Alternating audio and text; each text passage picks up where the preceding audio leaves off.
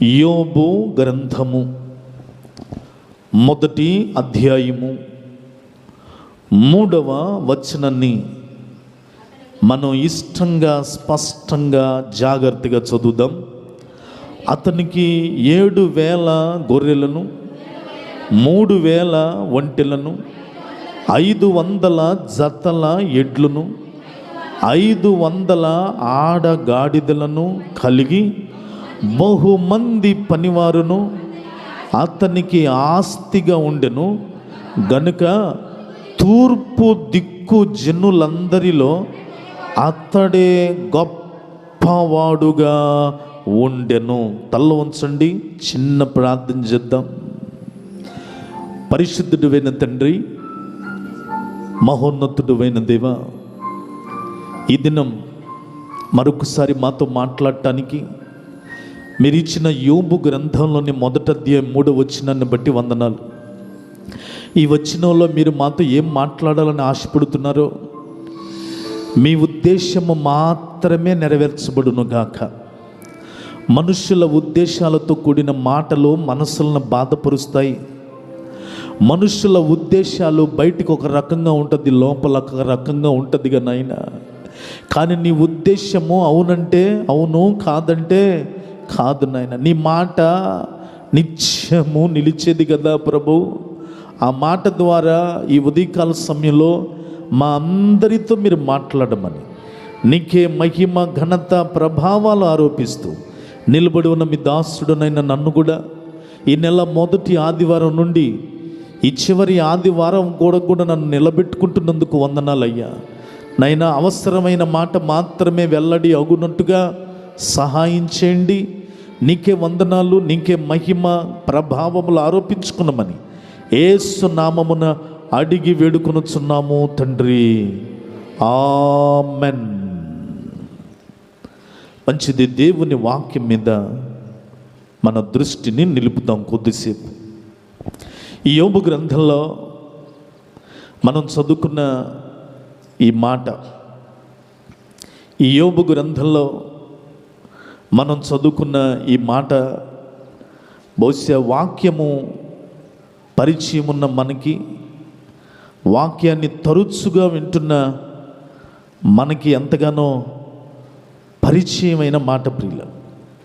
ఎంత పరిచయమైన మాట అంటే అంత పరిచయమైన మాట. యోబు ఎంతగా సంపాదించాడో, ఎంతగా కష్టాలు పడ్డాడో మనందరికీ పరిచయమే. అందుకే ఈ చదవబడిన లేఖన భాగంలో ప్రారంభంలో ఆయన రేంజ్ ఏంటో రాశారు. ఇక్కడ ప్రారంభంలో ఆయన ఎంతటి ధనవంతుడో, ఎంతటి ఐశ్వర్యవంతుడో ఇక్కడ దేవుడు రాయిస్తూ వచ్చాడు. అదే మనం చదువుకున్నాం. ఊజు దేశంలో యోబు అనే ఒక మనుషుడు ఉన్నాడు అంటూ ఆయన సాక్ష్యం, అతడు యథార్థవంతుడు, న్యాయవంతుడు, దేవుని యందు భయభక్తులు కలిగి చెడుతనం విసర్జించినవాడు కనుక అతనికి 7 కుమారులు 3 కుమార్తెలు కనుక ఇప్పుడు ఆయన ఆస్తి కూడా రాయబడింది. బాగా వినాలి. అతనికి 7,000 గొర్రెలు ఉన్నాయంట, 3,000 ఒంటెలు ఉన్నాయంట, 500 జతల ఎడ్లున్నాయంట, 500 ఆడగాడిదలు ఉన్నాయంట, బహుమంది పనోళ్ళు ఉన్నారంట. అతనికి ఆస్తిగా ఇవన్నీ ఉన్నాయి అంటూ రాసిన మాట గనుక తూర్పు దిక్కు జనులందరిలో అతడే గొప్పవాడుగా ఉండెను. దేవునికి స్తోత్రం చెప్పండి. అందరిలో అతను ఎలాగా ఉన్నాడంట? గొప్పవాడుగా ఉన్నాడంట. ఈ మాట నాతో అనండి. అతను ఎలాగ ఉన్నాడండి? ఆయన గొప్పవాడుగా ఉన్నాడండి. ఎందుకు వచ్చింది ఆయనకు అంత గొప్పతనం అంటే 2వ వచనంలోనే ఆయన దేవుని యందు భయభక్తులు కలిగి చెడుతనము విసర్జించినవాడు గనుక దేవుడు యోబుని ఎలా పెట్టాడంటే తూర్పు దిక్కు జనులందరిలో కల్లా అతడే గొప్పవాడుగా ఉన్నాడట. ఎంత గొప్ప సంగతి అండి. ఇది నా పరిశుద్ధాత్మ దేవుడు నా హృదయంలో పెట్టిన ప్రేరేపణను బట్టి పరిశుద్ధ గ్రంథంలో నుంచి దేవుడు ఎవరెవరిని గొప్పవాళ్ళగా చేశాడు, 5గురిని ఈ దినాన్ని మీ ముందు ఉంచుతానండి. పరిశుద్ధాత్మ దేవుడు పరిశుద్ధ గ్రంథంలో ఎంతోమందిని గొప్పవాళ్ళగా ఆశీర్వదించాడు. ఈ దినాన మనకున్న సమయాన్ని బట్టి అందులో మనకి ఒక క్రమం ఉంది. 5 విషయాలు, ఆ 5గురు వ్యక్తుల్ని నేను మీకు జ్ఞాపకం చేస్తాను. 5గురు వ్యక్తులు కూడా ఎందుకంత గొప్పోళ్ళు అయ్యారో ఒకటే కాన్సెప్ట్ ఏంటంటే, వాళ్ళు దేవుని యందు భయభక్తులు కలిగి చెడుతనము విసర్జించను. మీరు అనొచ్చు, మరి ప్రారంభంలో అందరికంటే గొప్పవాడుగా ఉన్నాడు కండి, మరి తర్వాత అన్ని పోగొట్టుకున్నాడుగా యోబు, మరి ఈ సంగతి ఏమంటారు అని మీరు అడగవచ్చు. ప్రియులారు, అన్నీ పోగొట్టుకున్నాడు, కానీ ఆయన యథార్థతను బట్టి పోగొట్టుకున్నా కూడా ప్రారంభంలో ఎంత గొప్పవాడుగా ఉన్నాడో ముగింపులో అంతకంటే ఎక్కువ సంపాదించుకున్నాడు. చప్పట్లు కొట్టి బిగ్గరగా దేవుని నామాన్ని మహింపరుద్దామండి. మొదటి అధ్యాయంలో ఎన్నైతే ఉన్నాయో 7,000 గొర్రెలు ఉన్నాయో, ముగింపులో 14,000 గొర్రెలు సంపాదించుకున్నాడు ఆయన. ప్రారంభంలో 3,000 ఒంటెలుంటే ముగింపులో 6,000 ఒంటెలు సంపాదించుకున్నాడు ఆయన.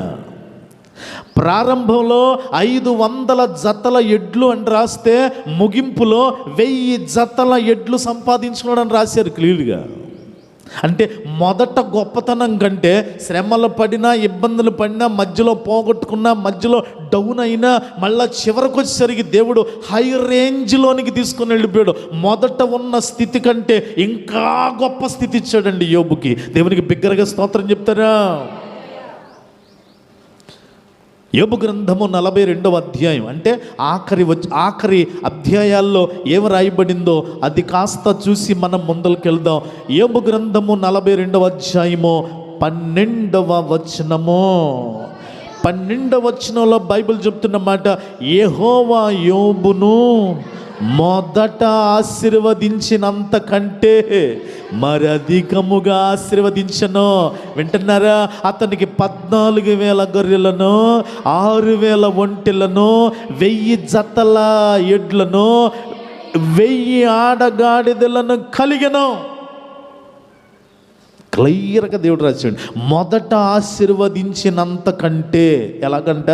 మరి అధికముగా, మరి అధికముగా. ప్రియులరా, దేవుని ఉద్దేశం ఏంటో తెలుసా? దేవుడు మనల్ని గొప్పవాళ్ళగా చేయాలని ఆయన ఉద్దేశం. ప్రియులను, దేవుడు మనల్ని పిలుచుకుంది కూడా అందుకే. కారణం ఏంటి అని అంటే, అసలు మన దేవుడే గొప్ప దేవుడు. ఆమేనండి. యోబు ప్రారంభంలో గొప్పవాడే, తూర్పు దిక్కు జనులందరిలో అతడే గొప్పవాడు.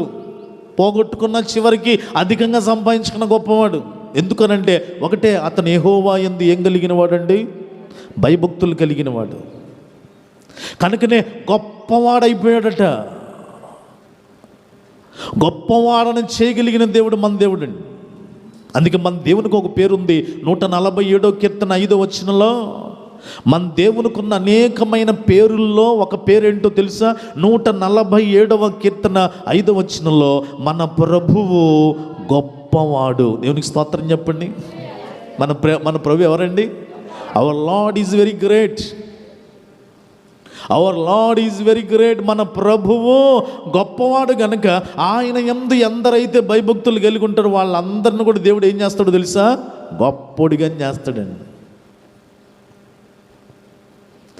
మాటల్లో మన గొప్పతనం కనపడదు, కానీ మనం ఎవరన్నా ఏదన్నా చేస్తా అంటాం, అబ్బా నువ్వు చాలా గొప్పోడు అన్నా, అక్క నువ్వు చాలా గొప్పదానివి అక్క, ఇతరులను గొప్పదానివి, ఇతరులు గొప్పవాడివి అన్నా అంటున్నావు, కానీ నిన్ను గురించి నువ్వు కూడా గొప్పదానివే అనే రేంజ్లోనికి నువ్వు ఎప్పుడు వస్తావు? వచ్చి తీరాలి. కారణం ఏంటంటే, నేను నువ్వు నమ్ముకున్న మన దేవుడు, అదిగో యోబు నమ్ముకున్న దేవుడు ఆయన చిన్న దేవుడు కాదు, మన ప్రభువు గొప్పవాడు. దేవునికి స్తోత్రం చెప్పండి బిగ్గరగా. ఒక తండ్రి గొప్పోడిగా ఉంటే పిల్లలు అడుక్కు తినేవాళ్ళగా ఉంటారండి? ఉండరు.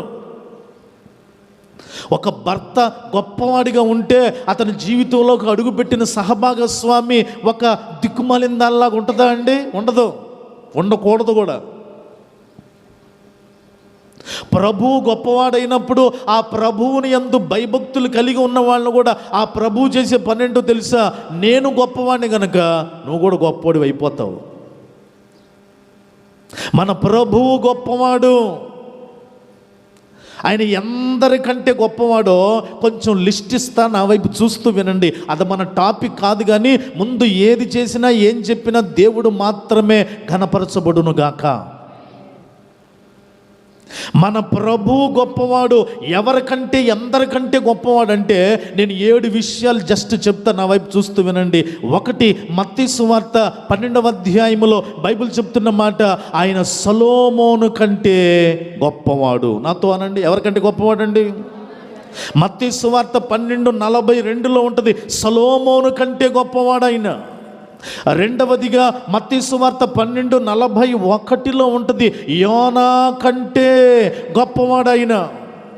మూడవదిగా మత్తయి సువార్త 12వ అధ్యాయము 6వ వచనం, 12వ అధ్యాయం 6వ వచనంలో ఉంటుంది, ఆయన దేవాలయము కంటే గొప్పవాడైన.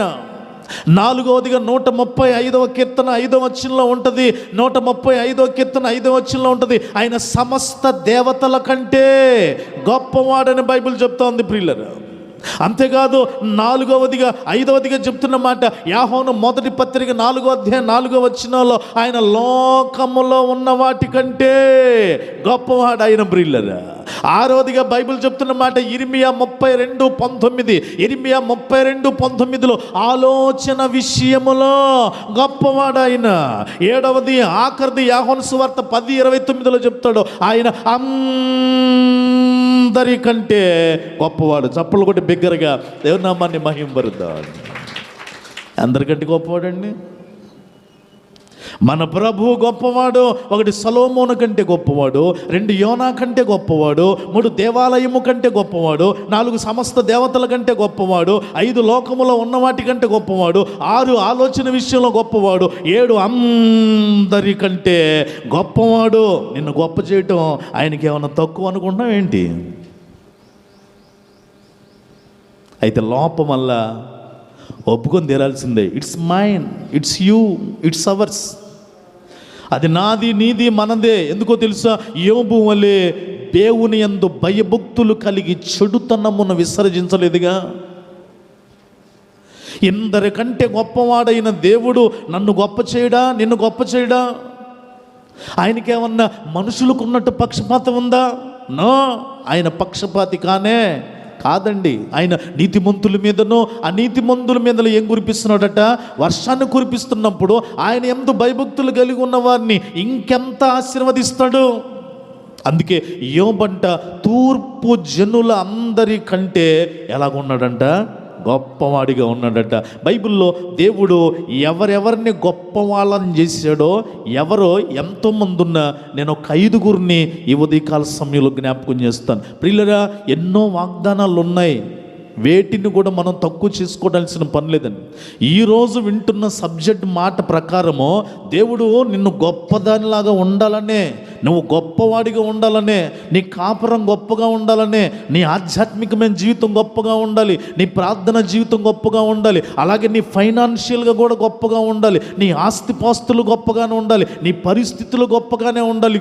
కారణం ఏంటో తెలుసా? అదిగో ఇప్పుడే మనం విన్నాం, మన దేవుడు 7 అంతల గొప్పవాడు. ప్రియులరా, దేవునికి స్తోత్రం చెప్పండి. కనుక నెంబర్ 1, దేవుడు ఎవరిని గొప్పవాడిని చేస్తే ఎవరు గొప్పవాడయ్యాడో నెంబర్ 1 ఆది కాండంలోనికి ఒకసారి రండి ప్రియులరా.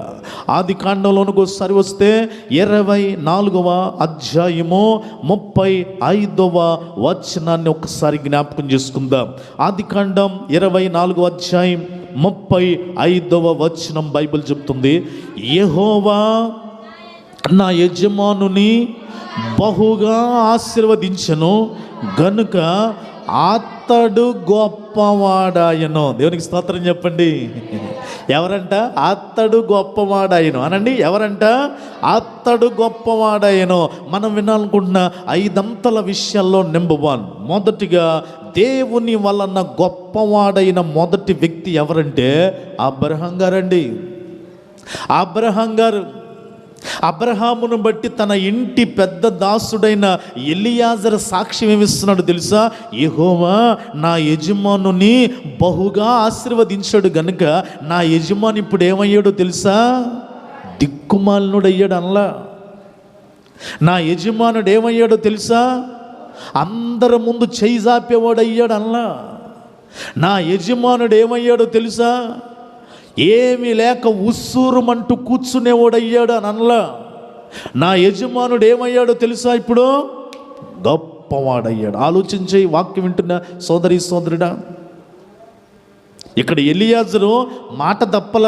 నా యజమానుడు ఎవరి మూలాన గొప్పవాడయ్యాడో ముందు ఎవరిని హైలైట్ చేశాడో తెలుసా? యెహోవా నా యజమానుని బహుగా ఆశీర్వదించాడు. ఇప్పుడు దేవుడు ఆయన ఆశీర్వదించాడంటే అబ్రహాములో కూడా ఏముందో తెలుసా? దేవుని యందు భయభక్తులు కలిగిన వాడండి. ఆయన విగ్రహారాధికుడైన బొమ్మల బిజినెస్ అండి. బొమ్మలు తయారు చేసి ఎండబెట్టి వాటిని ఎక్స్పోర్ట్ చేసి అమ్ముకునే సూపర్ బిజినెస్ మ్యాన్ కుటుంబంలోంచి వచ్చిన కుటుంబం అబ్రహాం. దేవుడు పిలిచాడు. రూపం ఏంటో చెప్పలా, పేరేంటో చెప్పలా, జస్ట్ వాయిస్ వినపడింది అంతే. వాయిస్ వినపడింది అంతే. నువ్వెవరివి అని కూడా అడగలా. దేవుడు పిలిచాడు, కమాన్ వచ్చాయనంటే నువ్వెవరివి, ఎందుకు రామ్మన్నా, నా బతుకేం చేస్తావు, నన్నేం చేస్తావు, ఏం అడగల, నమ్మాడు అంతే. పిలిచిన ఆయన నమ్మదగిన వాడు. దేవునికి స్తోత్రం. భయభక్తులు కలిగి ఉన్నవాడు గనుక యెహోవా నా యజమానుని ఏం చేశాడు తెలుసా? ఆశీర్వదించాడు గనుక నా యజమాని ఇప్పుడు ఏమయ్యాడంటే గొప్పోడైపోయాడయ్యా. వాళ్ళ అబ్బాయికి పిల్లని చూస్తానికి వెళ్ళి పిల్లనిచ్చే వాళ్ళతో ఈ మాటలు చెప్తున్నాడు. నా యజమానుడు మంచి గొప్పోడు, మీ పిల్లకేం తక్కువ లేదు, బాగా బతికిద్ది, ఇబ్బంది ఏమి లేదు, మా యజమానుడు గొప్పోడు అంటూ అక్కడ ఎంతో రాశాడు. అతనికి గొర్రెలను, గొడ్లను, వెండి బంగారములను, దాసీలను, ఒంటెలను, గాడిదలను దయచేసాను. చప్పలు కూడా బిగ్గరగా దేవునామని మహిమపడతాం. అదే నన్ను అడిగితే ఏమంటుంది తెలుసా? మా దగ్గర ఏమున్నాయి అయ్యా, మా అన్నీ అక్కడ ఉన్నాయి తాకట్లో. మా అన్నీ ఎక్కడున్నాయి? అక్కడ ఉన్నాయి తాకట్లో. వడ్డీలు కట్టలేకపోతున్నాం. ఒక వస్తువు తెచ్చేలోపు 2 వస్తువులు పోతున్నాయి నడుచుకుంటూ వెళ్ళి. అటు ఊపిరి వచ్చేస్తుంది అవసరం రంగాల్ని. పరిగెత్తుకుంటూ వెళ్ళిపోతే నన్ను పెట్టా కొట్లో అంటదంట. ఏంటది? ఏమో మీరు ఏం పెట్టుకెళ్తే అది. కానీ ఇక్కడ బైబిల్ చెప్తా ఉన్నమాట, ఇదిగో మా అయ్యగారికి ఏమున్నాయో తెలుసా? గొర్రెలు ఉన్నాయి, గొడ్లు ఉన్నాయి, వెండి ఉంది, బంగారం ఉంది, దాసీలు ఉన్నారు, ఒంటెలు ఉన్నాయి, గాడిదలు ఉన్నాయి. ఇవన్నీ ఎవరిచ్చారో తెలుసా? యెహోవా దయచేసెను. దేవునికి మహిమ కలుగును గాక. ఇది నన్న దేవుడు నమ్మదగిన వాడు. ఆమె నన్ను బిగ్గరగా ఆదికాండం 12వ అధ్యాయము 2వ వచనంలో బైబిల్ చెప్తున్నమాట. ఆదికాండము 12వ అధ్యాయము 2వ వచనంలో బైబిల్ ఏం చెప్తుందో తెలుసా? నిన్ను గొప్ప జనముగా చేసి నిన్ను ఆశీర్వదించి నీ నామమును ఏం చేస్తాను? నేను గొప్పగా చెప్పండి అమ్మా. ఏం చేస్తాను? గొప్ప చేస్తాను. దేవుడు ఆ వాగ్దానం ఇస్తున్నాడండి. అబ్రహాం, నేను నిన్ను గొప్ప చేస్తాను, భయపడబాకు. నేను నిన్ను గొప్ప చేస్తాను, భయపడొద్దు, కుంగిపోవద్దు. నేను నిన్ను గొప్ప చేస్తానని 12వ అధ్యాయంలో అన్నాడు. 24వ అధ్యాయంలోకి వచ్చేసరికి ఆల్రెడీకి యజమానుడి గురించి దాసుడు అంటున్నాడు, నా దేవుడు మా యజమాని ఏం చేశాడు?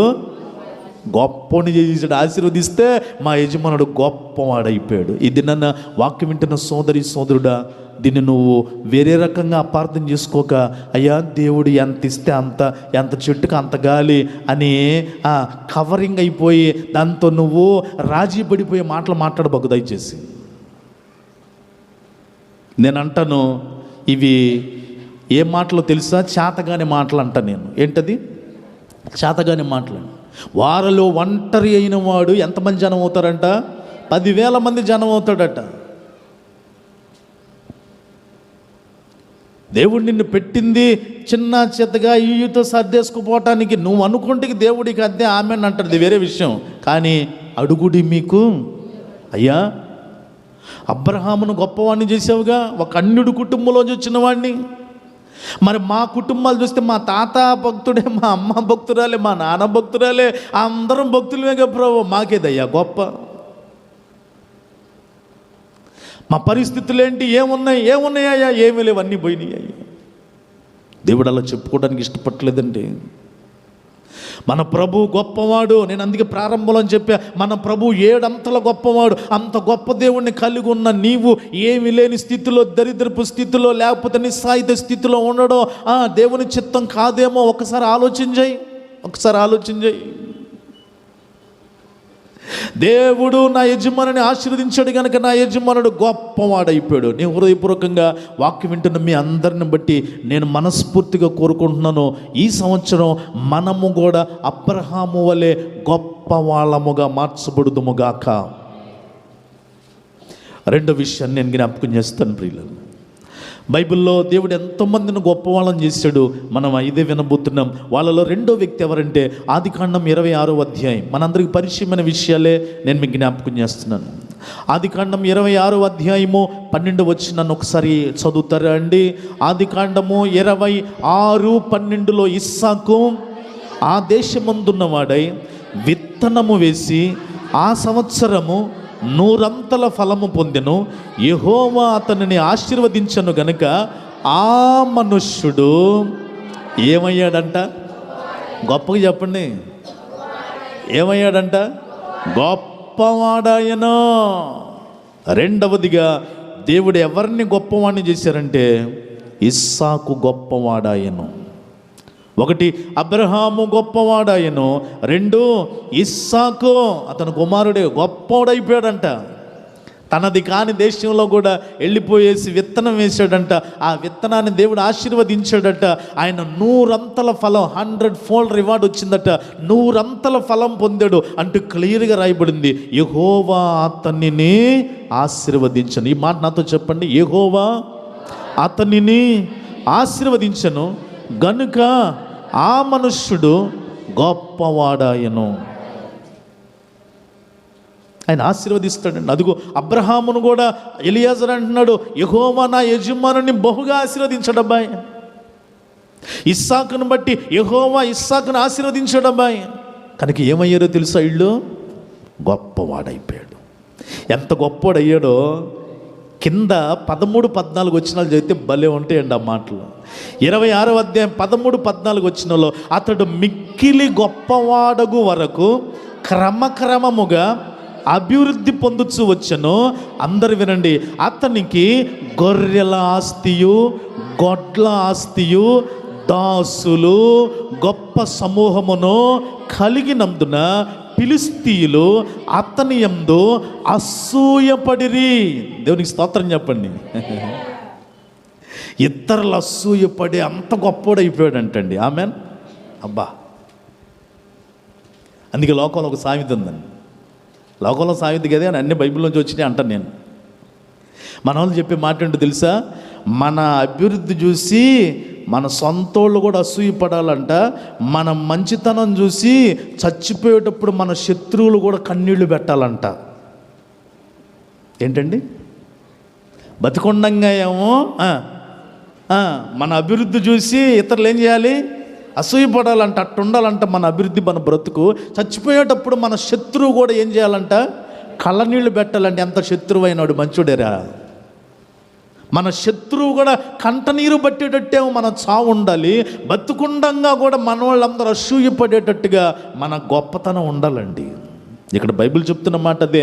ఇస్సాకు మిక్కిలి గొప్పవాడైపోయాడంట.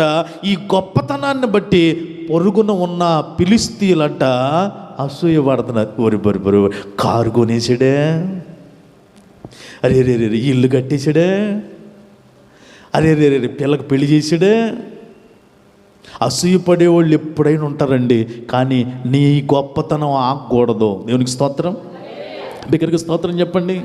ఇది నన్ను కూడా అడగాలి, ప్రభువా there is a minus point in my life. లోపం నా జీవితంలో ఉంది, లేకపోతే నేను ఇంకా గొప్పదాన్ని అవ్వపోవడం ఏంటి? నేను ఇంకా గొప్పవాడిని అవ్వపోవటం ఏంటి? దయచేసి వింటున్నా వాళ్ళు అనుకోదు, ఉన్నట్టు మాట్లాడతాడులేయ్యా. కొప్పున్నామా ఎడు తిప్పినా అందమేనంట. ఏంటది? కొప్పున్నామా ఎడు తిప్పినా అందంటే లేనా ఆమె పాపం, ఎడు తిప్పినా బాగదుగా, ఉన్నవాడు ఎట్టని మాట్లాడతలేవయా అని అనుకోవచ్చేమో. ఇట్స్ నాట్ గాడ్స్ విల్ అండి. దేవుని వాక్యం అలాగైతే మన దేవుడు ఉన్నవాడు. ఆమెన్. అందరు చెప్పండి, మన దేవుడు ఎలాంటి వాడండి? మన దేవునికి ఎన్నో పేర్లు ఉన్నాయి. మన దేవుడి పేరు శ్రీమంతుడు. ఆమెన్.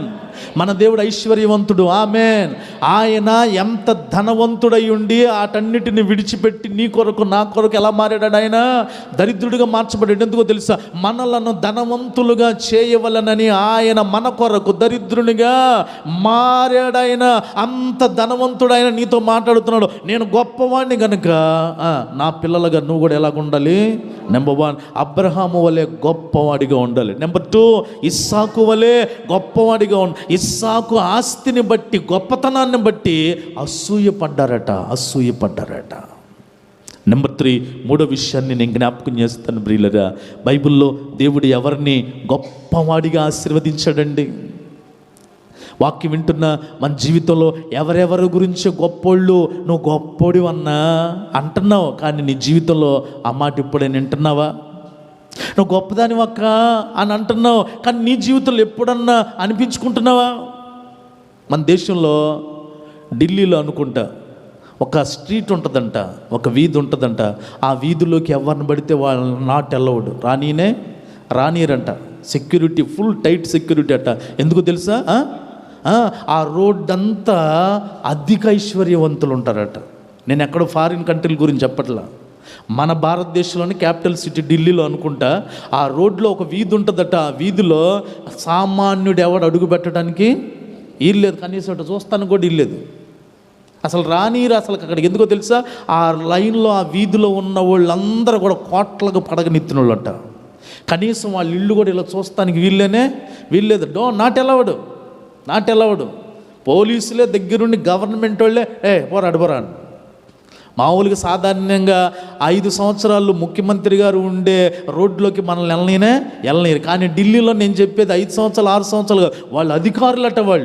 వాళ్ళకున్న ఉద్యోగ బాధ్యతలను బట్టి వాళ్ళకున్న 60 సంవత్సరాలు రిటైర్మెంట్ అయిందాక వాళ్ళకి అక్కడ కేటాయిస్తారు. ఇక ఆ రోడ్లోకి ఎవ్వరు వెళ్ళటానికి లేదు. సొంత బంధువైనా సరే పర్మిషన్ తీసుకొని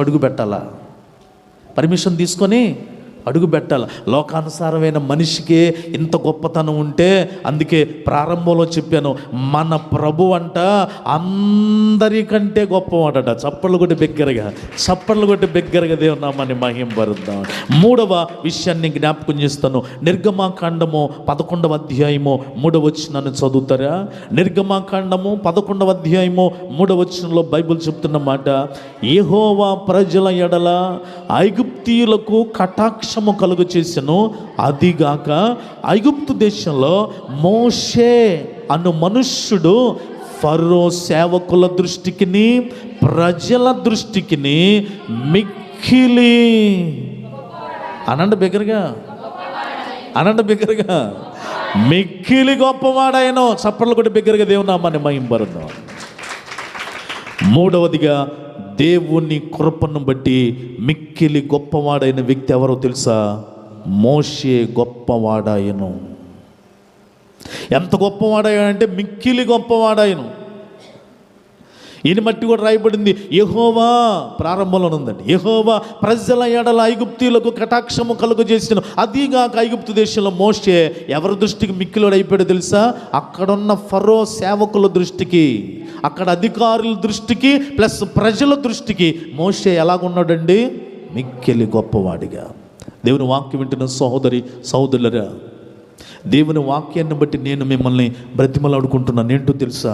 అనవసరమైన వాటి గురించి, ఏవేవో వాటి గురించి వృధాగా ప్రయాసపడటం కంటే, అయ్యా నేను మిక్కిలి గొప్పదానిగా మార్చబడాలి, నేను మిక్కిలి గొప్పవాడిగా మార్చబడాలి. ఫరో సేవకుల దృష్టికి నేను గొప్పదానిలా కనపడాలి, ప్రజలందరి దృష్టికి నేను ఎలా కనపడాలి? గొప్ప. ఈ గొప్పతనం నీ నుంచే వస్తుంది. నువ్వే నన్ను ఆశీర్వదించాలి, నీ ద్వారా నేను గొప్పవాడిగా మార్చబడుతున్నగాక అందరి దృష్టికి. నాయన మనం చెప్పే సాక్ష్యం ఏంటో తెలుసా? ఏం గొప్పలే అన్న గొప్ప, నన్ను నా ఓళ్ళు తక్కువ చూపే, వాళ్ళోళ్ళు తక్కువ. వాళ్ళోళ్ళు ఎవరు? నా వాళ్ళ దగ్గర నేను ఎలాగొన్నాను? తక్కువగా. వాళ్ళ దగ్గర కూడా ఎలాగొన్నాను? తక్కువగా. ఎక్కడికి వెళ్ళినా ఏముందయ్యా మా జీవితంలో? కానీ ఇక్కడ రాయబడింది మోషేని బట్టి, ఫరో సేవకుల దృష్టికే ఈయన ఎలా కనపడుతున్నాడు తెలుసా? గొప్పోడురా బాబు. ప్రజల దృష్టికి మోషే ఎలా కనపడుతున్నాడు తెలుసా? గొప్పోడురా మోషే. కారణం ఏంటంటే ఆ గొప్పవాణ్ణి చేయగలిగిన, దేవుని మాట విని మండుచున్న పొదలో నుంచి సాకులు చెప్పిన దేవుని చేత బలపరచబడి నేనున్నా పో అనంటే దేవుని మాటకి లోబడి, దేవుని వాక్యానికి లోబడి, దేవుని యందు భయభక్తులు కలిగి ఉండి 6 లక్షల కాలు బలమైన వారిని ఇశ్రాయేలు చేత నడిపించడానికి, దేవుని ప్రజలను పాలు తేళ్లు ప్రవహించే దేశంలోనికి నడిపించడానికి దేవుని మాటకు లోబడి వచ్చిన ఈ సేవకుని దేవుడు ఎలా మార్చాడో తెలుసా? గొప్పోడిగా మార్చాడండి. చప్పట్లు కొట్టడం బిగ్గరగా. నేను విన్నానండి, ఎక్కడంటే పాండిచ్చేరిలోనో ఎక్కడో మొన్న పేపర్లో వేశారు. గొప్ప ఆస్తివంతుడంట ఆయన. ఇంట్లో పనిచేస్తున్న 7గురికి సొంత ఇల్లు కట్టించి వాళ్ళ పిల్లలకు పెళ్ళిళ్ళు చేశాడంట ఆయన. మనం అనుకుంటున్నాం, అబ్బా ఎట్టంటోడు నాకు కూడా దొరికితే బాగుండు, ఎట్టంటోడు ఇంట్లో పని దొరికితే బాదు. ఏమన్నా చదివారు ఎవరన్నా? నేను ఒట్టి మాటలు చెప్పట్లా, రిపీట్ చేసుకోండి. మన పక్కన తమిళనాడు పక్కన ఉన్న పాండిచ్చేరి అనుకుంటా. పన్ను వాళ్ళకి ఏం కట్టించాడండి? అంగరంగ వైభవంగా ఉన్నాయండి. ఇల్లు ఫోటోలు కూడా పెట్టారు, TV 9లో చూపించారు, NTVలో చూపించారు, పేపర్లో కూడా వేసారు. పన్నోళ్ళకి 3 ఇళ్ళు కట్టించాడు, కోట్లు పెట్టి. ప్లస్ వాళ్ళ ఇళ్లలో అమ్మాయిలకి ఏం చేశాడు ఆయన? పెళ్ళిళ్ళు చేసి వాళ్ళ ఇంట్లో పాచి పని చేసి రోజు అంట్లు తోముతున్నారు. చిన్నప్పటి నుంచి ఉంటున్నారు. ఈ పిల్లలు పెద్దోళ్ళు అయిపోయారు. మళ్ళీ వాళ్ళకి ఎట్టా అంటూ ఆయన ఇల్లు కట్టించి కట్నం ఇచ్చి పెళ్ళిళ్ళు చేసి మంచి జీవితాన్ని ఇచ్చాడండి. అసలు చచ్చిపోయేదాకా మర్చిపోతారండి. నేను కించపరచట్లేదు సుమా, నా చేతులు జోడించి మనం చేస్తున్నాను. మనమేమో ఎవరిత్తరా తీసుకుందాం పుచ్చుకొనుట కంటే. మరి నీ రేంజ్ మారదా?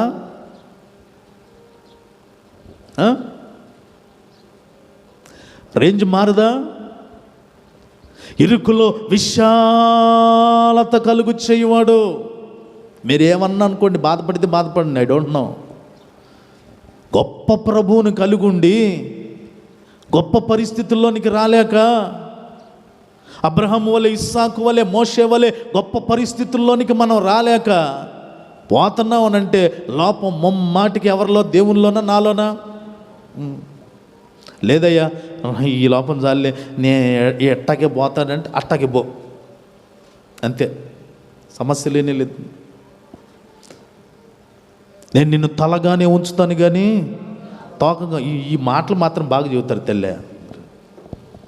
మరి నువ్వు తలవా తోకగా అంటే, అన్న తోకేనయ్యా, తోకే ప్రభు. వాక్యం చెప్పమంటే తలగా ఉంది, తోకగా ఉంచుతారు. మన ఎంత మళ్ళీ బేసు వాయిస్ మళ్ళీ. ఏమండి, నేను కించపరచట్లా, చేతులు జోడించి మనం చేస్తున్నా. Try to understand the word of God. దేవుని వాక్యాన్ని అర్థం చేసుకో. ప్రభువా, ఏది ఏమైనా సరే మోసగాడైన యాకోబు ఎబ్బోకు రేవు దగ్గర పట్టుబట్టాడు. ఏమనో తెలుసా? నువ్వు నన్ను ఆశీర్వదిస్తేనే కానీ నేను నిన్ను విడిచిపెట్టను. ఆశీర్వాదం అంటే ఒకటే మాట, యెహోవా ఆశీర్వదించిన అతడు గొప్పవాడే, యెహోవా ఆశీర్వదించిన అతడు గొప్పవాడే, యెహోవా ఆశీర్వదించిన అతడు గొప్పవాడే. అంటే యాకోబు కూడా ఇన్నరగా ఏమంటున్నాడు తెలుసా? నువ్వు గొప్పోడిగా చేస్తేనే నేను నిన్ను విడిచిపెడతా. 4వ విషయాన్ని నేను మీకు జ్ఞాపకం చేస్తాను.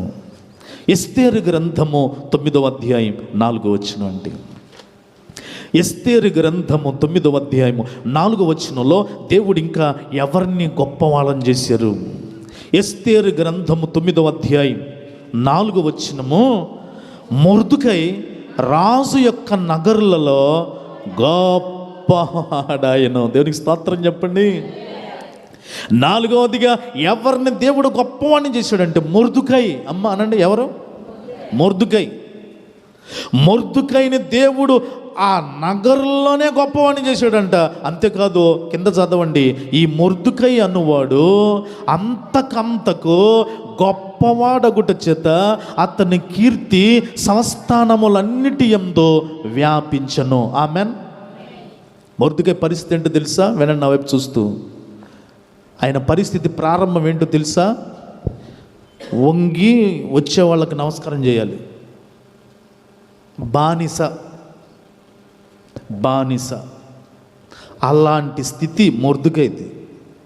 అట్లా వంగి నమస్కారం చేయలేదనే హామాన్ అన్నవాడు పగబట్టి ఏం కొయ్యి తయారు చేశాడు, కొయ్యి తయారు చేశాడు. కానీ రేంజ్ అదే, అతని స్థితి అదే, వంగి నమస్కారం చేసే స్థితి.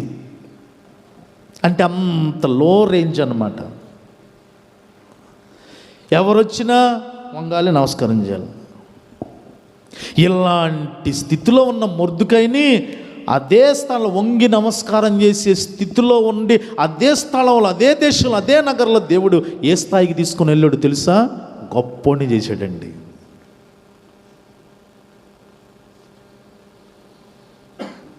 చేతులు కట్టుకొని నిలబడే మొర్దుకై ఎదుటే ఇతరుల చేతులు కట్టుకొని నిలబడే అంత రేంజ్ గొప్పోడిగా మొర్దుకైని తీసుకుని వెళ్ళాడు. ఎందుకు తెలుసా?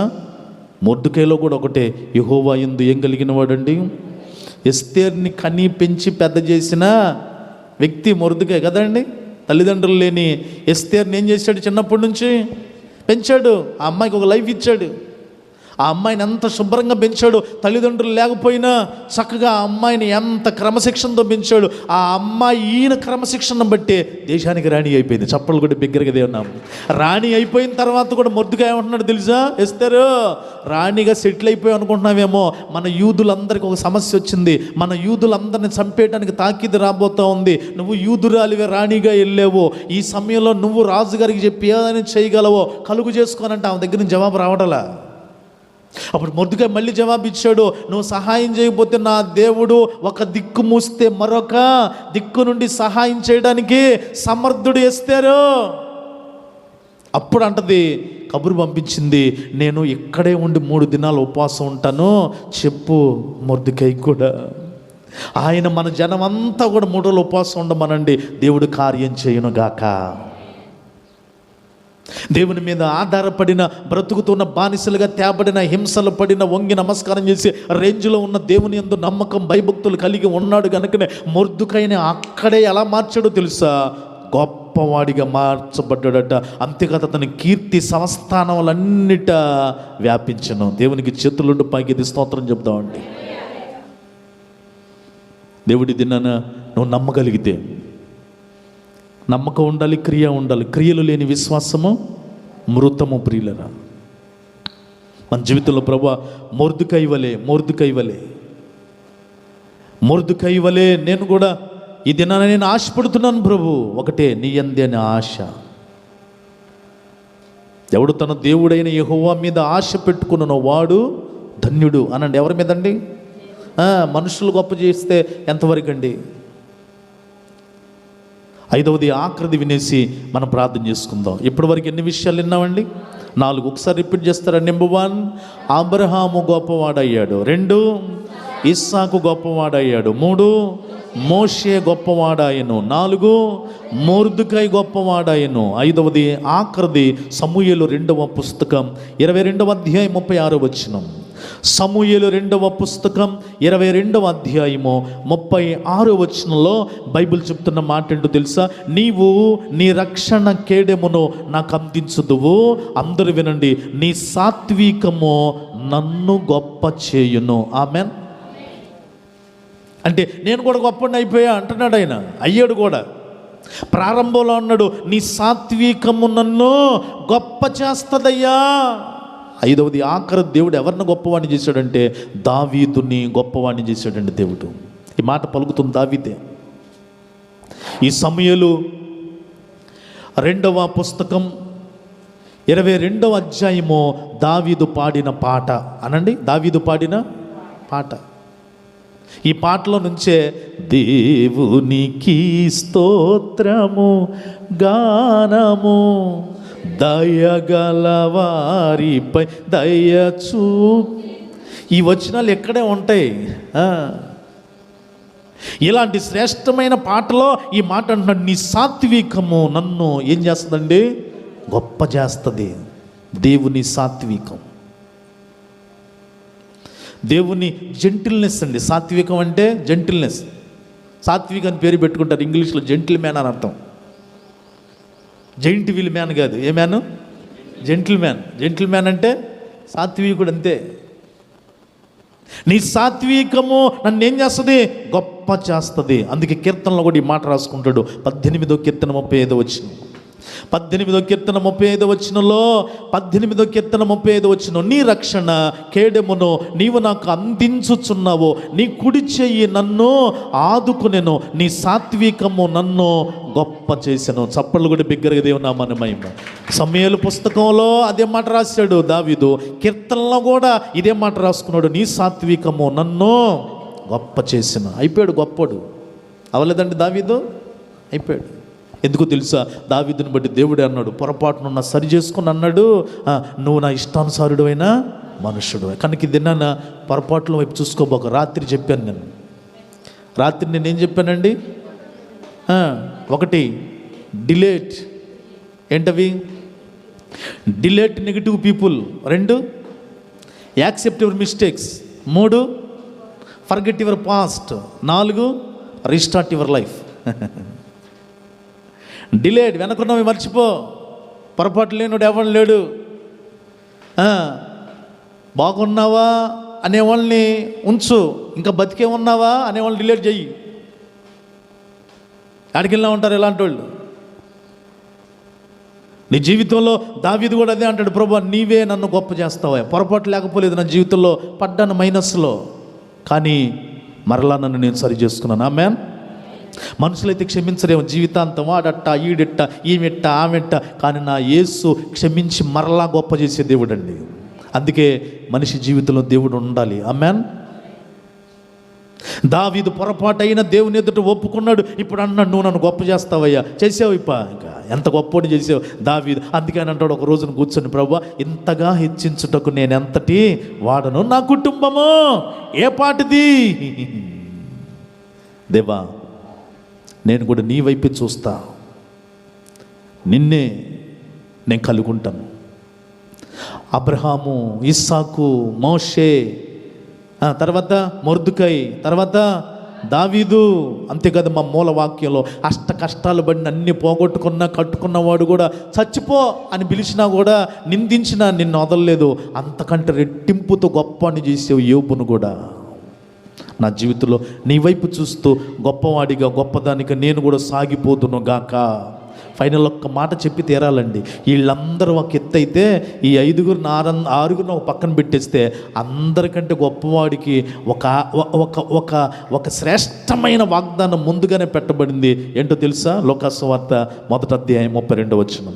లోకాసువార్త 1వ అధ్యాయం 32వ వచనంలో 1:32 లూకా, ఆయన గొప్పవాడై సర్వోన్నతుని కుమారుడు అనబడును, ప్రభు అయిన దేవుడు ఆయన తండ్రి అయిన దావీదు సింహాసనమును ఆయనకిచ్చును. ఈ మాట ఎవరితో చెప్తున్నాడంటే, గబ్రియేలు అనే దూత కన్య మరియ దగ్గరికి వచ్చి, మరియా నువ్వు పరిశుద్ధాత్మ ద్వారా గర్భవతి అవుతావో, నువ్వు ఒక కుమారుణ్ణి కంటావో, అతనికి యేసు అని పేరు పెడతావో, ఇప్పుడు ఆయన ఏమవుతాడో తెలుసా? గొప్పవాడైపోతాడు. చప్పట్లు కూడా ఒకసారి బిగ్గరగా. అందుకే ఇప్పుడు మన యేసు పుట్టక ముందే ఆయన గురించి గబ్రియేలుతో ఏం చెప్పారండి? గొప్పడవుతాడు యేసయ్య.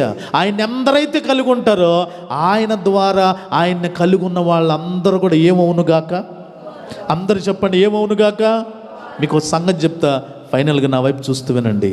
బైబిల్లో ఒక మాట ఉందండి, స్త్రీలు కనిన వారందరిలో కంటే ఎవరు గొప్పవాళ్ళు? కొంతమంది ఏమో మా ఊళ్ళో ఎవరు లేరుగా అన్నాడు చూస్తున్నారు. బైబిల్ చెప్తుందండి, స్త్రీలు కనిన వారిలో యాహోను కంటే గొప్పవాడు ఎవడు లేడు. బైబిల్ చెప్తున్నమాట. ఎక్కడుంది? లోకా 7:28 ఉంటుంది. నా వైపు అటు చూస్తున్నారు, ఉందా లేదన్నట్టుగా మీరు. లోకాసువార్త 7:28, స్త్రీలు కనిన వారిలో యాహోను కంటే గొప్పవాడు లేడు, అయినను, వినండి ఈ మాట భలే ఉంటుందండి, అయినను దేవుని రాజ్యంలో అల్పుడైన వాడు అతని కంటే గొప్పవాడని మీతో చెప్పుచున్నాను. చప్పలు కొట్టండి బిగ్గరగా, చప్పలు కొట్టాలి. యాహోను గొప్పోడు స్త్రీలు కనిన వారిలో, డౌట్ లేనే లేదు. కానీ దేవుడు చెప్తున్నాడు, మీరు దేవుని రాజ్యంలో తగ్గించుకొని ఎవరైతే ఉంటారో, అల్పులుగా ఉంటారో, మీరు ఆయన కంటే ఎలాంటి వాళ్ళు? మీరు గొప్పోళ్ళు. దేవుని రాజ్యంలో అల్పులుగా ఉండాలంటే ఒకటే, మనం విన్న 5 వలె ప్రభువా నీ యందు నేనేం కలిగి ఉంటాను? భయము భక్తి కలిగి ఉంటాను. చెడుతనము విసర్జిస్తాను. యథార్థవంతుడిగా న్యాయవంతుడిగా ఉంటాను. మన మూల వాక్యంలో యోబు తూర్పు దిక్కు జనులందరిలో కల్లా ఏమయ్యాడంట? గొప్పవాడైపోయాడు. శ్రమలు వచ్చిన, కష్టాలు వచ్చిన, నిందలు వచ్చిన, కట్టుకున్న భార్య చచ్చిపో అన్నా కూడా దేవుని నదల్లా. అందుకే మొదట ఆశీర్వదించినంతటి కంటే దేవుడు ఆయన అధికముగా ఆశీర్వదించాడు. దేవుడు నమ్మదగిన వాడండి. ఆయన మాట నమ్మదగిన మాట. ఆయన అందరికంటే గొప్పవాడు. ఆ గొప్పవాడి వైపే చూద్దాము, ఆ గొప్పవాడినే పట్టుకుందాము, ఆ గొప్పవాడి సన్నిధిలోనే పోరాడదాము. ఏది ఏమైనా సరే ప్రభువా, ఈ సంవత్సరం నా పరిస్థితులన్నీ గొప్పగా మార్చబడును గాక. అందుకే మనల్ని గొప్పని చేయడానికి పుట్టక ముందే కన్యమరియ గర్భంలో ఎలాగ పడ్డాడో తెలుసా? గొప్పవాడిగా కన్యమరియ గర్భంలో పడ్డాడు. ఏంటా గొప్పతనం అంటే, ఎవ్వరో చేయలేని పని యేసు సిలువలో తన రక్తాన్ని ఆఖరబొట్టు వరకు కార్చాడు. ఇది గొప్ప కార్యం. చప్పలు కొట్టడం బిగ్గరగా. ఆయన పునరుద్ధానుడై తిరిగి లేచాడు. ఇది గొప్ప కార్యం. దేవునికి స్తోత్రం చెప్పండి బిగ్గరగా. అందుకే మనం ధనవంతులు, అందుకే మనం గొప్పవాళ్ళగా, అందుకేనండి మన కొరకు బంగారు రోడ్లతో చెప్పిన పరలోకాన్ని సిద్ధపరుస్తున్నాడు. చప్పలు కూడా బిగ్గరగా దేవునామాన్ని భయపెడతాడు. ప్రభు, ఈ వాక్యము ఈ దినాన నా జీవితంలో నెరవేర్చబడును గాక. తల వంచండి, ప్రార్థన చేద్దాం.